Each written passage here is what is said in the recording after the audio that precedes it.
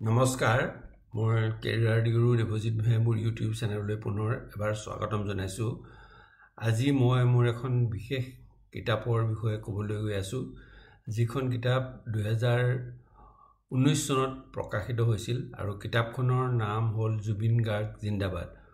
2018 আৰু 19 চনত জুবিন গাৰ্গ বহু বিতৰ্কৰ মাজত সোমাই পৰিছিল। বহুতেই তেওঁক কুকুৰ পিঠা গালি দিছিল, তেওঁক বহুত বিভিন্ন ধৰণে অপমানিত কৰিবলৈ চেষ্টা কৰিছিল আৰু তেওঁৰ প্ৰতিটো কাৰ্যকে তীৰ্যকভাৱে সমালোচনা কৰিছিল। কিন্তু সেই সময়তে মই জুবিন গাৰ্গক সমৰ্থন কৰি আৰু তেওঁৰ কাৰ্য কিছুমান সমৰ্থন কৰি জুবিন গাৰ্গ জিন্দাবাদ নামৰ কিতাপখন লিখি উলিয়াইছিলোঁ।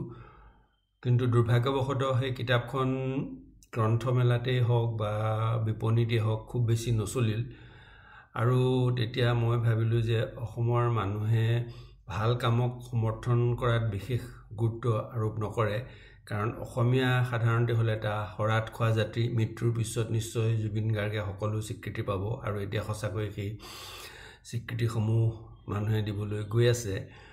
কিন্তু মোৰ মনত এইটোৱে দুখ লাগিল যে জীয়াই থকা সময়ত আমি সদায় ভুল ভ্ৰান্তিবোৰে উলিয়াই থাকোঁ, কিন্তু ভাল কামবোৰৰ কাৰণে উদগনি দিওঁ। জীয়াই থকা সময়ত যদি আমি ভাল কামৰ উদগনি দিওঁ তেনেহ'লে সেই ব্যক্তিৰ পৰা আৰু অধিক ভাল ফলাফল পাব পৰা যায়। কিন্তু তাৰ পৰিৱৰ্তে আমি ক্ৰিটিচাইজ কৰোঁ বা তেওঁৰ ভৰিত ধৰি পিছলৈ টানো, লেং মাৰোঁ।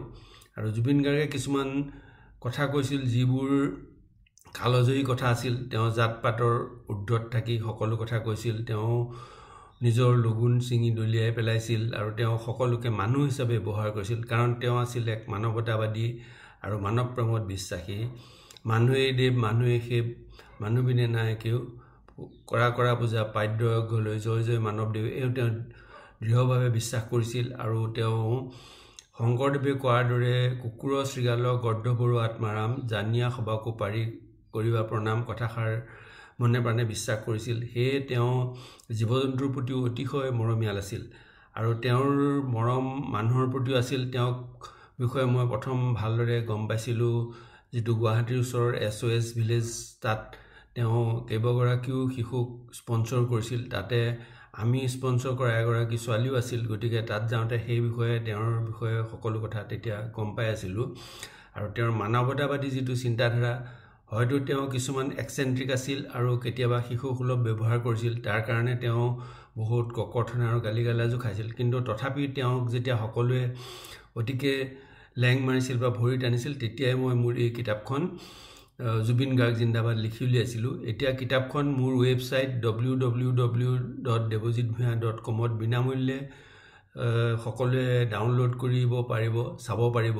2019 চনত যিটো কথা কৈছিলোঁ তেতিয়া কোনেও সেইটো কথা ভাল নাপালে, কিন্তু এতিয়া নিশ্চয় কিতাপখন সকলোৱে বিনামূল্যে চাই পঢ়ি সেই কথাখিনি উপলব্ধি কৰিব পাৰিব বুলি আশা কৰিলোঁ। ধন্যবাদ।